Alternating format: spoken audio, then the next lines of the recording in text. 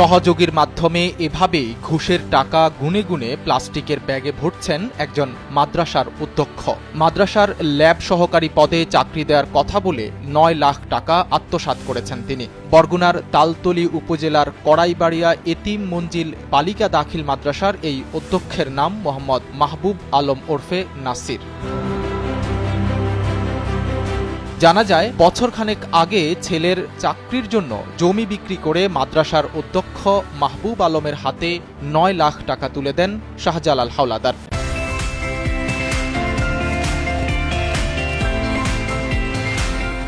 বারবার আশ্বাস দিয়েও চাকরি দিতে না পারায় কিছুদিন আগে ৪ লাখ টাকা ফেরত দেন। বাকি ৫ লাখ টাকা না পেয়ে রোববার উপজেলা শিক্ষা অফিসার বরাবর লিখিত অভিযোগ করেছেন শাহজালাল হাওলাদার। ৯ লক্ষ টাকা আমি জমি বিক্রি করে তারে ৯ লক্ষ টাকা ব্যাংক থেকে উঠাইয়া তার হাতে দিয়েছি। সে ওই ব্যাংকে বসে গুণে ওই ৯ লাখ টাকা নিয়ে গেছে।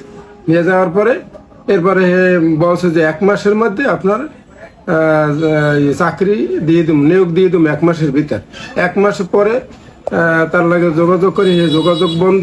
চাকরি দেওয়ার নাম করে ৯ লাখ টাকা আত্মসাতের বিষয়ে জানতে মাদ্রাসার অধ্যক্ষ মাহবুব আলমকে বারবার ফোন করা হলেও তিনি এই প্রতিবেদকের কল রিসিভ করেননি। পরে অন্য একজনকে দিয়ে ফোন করানো হলে কল রিসিভ করে দ্রুতই টাকা ফেরত দেবেন বলে জানান।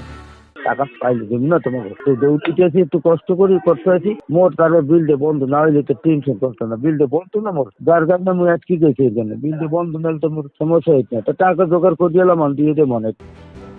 কড়াইবাড়িয়া এতিম মঞ্জিল বালিকা দাখিল মাদ্রাসার ম্যানেজিং কমিটির সভাপতি মোহাম্মদ মারুফ জানান, যখন এই টাকা লেনদেনের ঘটনা ঘটেছে তখন তিনি দায়িত্বে ছিলেন না, তবে ভুক্তভোগী বিষয়টি তাকে জানিয়েছেন। উনি যখন টাকা আনছে মূলত তখন আমি ম্যানেজিং কমিটির দায়িত্বে ছিলাম না। আমি আসার আগেই টাকা দিছে আর কি, কিন্তু আমি আসার পরে শুনছি যে সে এরকম টাকা দিছে, কিন্তু অথচ তাকে চাকরিও দিচ্ছে না, প্লাস টাকাও ফেরত দিচ্ছে না। এখনো অনেক টাকাটাকে নাকি ফেরত পাবে। অন্যদিকে অভিযোগ পাওয়ার পর যথাযথ ব্যবস্থা নেয়ার কথা জানিয়েছেন তালতলী উপজেলা মাধ্যমিক শিক্ষা কর্মকর্তা লিটু চট্টোপাধ্যায়। কড়াইবাড়িয়া এতিম মঞ্জিল বালিকা দাখিল মাদ্রাসার সুপারের বিরুদ্ধে আমি একটি লিখিত অভিযোগ পেয়েছি এবং অভিযোগের বিষয়ে আমি মহোদয়কে নোটিশ করব এবং তার বিরুদ্ধে আনিত অভিযোগের তদন্ত করব এবং তদন্তের বিষয়ে সত্যতা প্রমাণিত হলে তার বিরুদ্ধে বিভাগীয় ব্যবস্থা গ্রহণ করার জন্য আমি ঊর্ধ্বতন কর্তৃপক্ষের কাছে রিপোর্ট পেশ করব। একজন মাদ্রাসা অধ্যক্ষ এভাবে ঘুষ গ্রহণ করায় ক্ষোভ প্রকাশ করেছেন স্থানীয়রা। তারা প্রশ্ন তুলেছেন, যে শিক্ষক এভাবে ঘুষ গ্রহণ করতে পারে তার কাছ থেকে শিক্ষার্থীরা কি শিক্ষা পাবে? সাইদ রহমান, কালবেলা।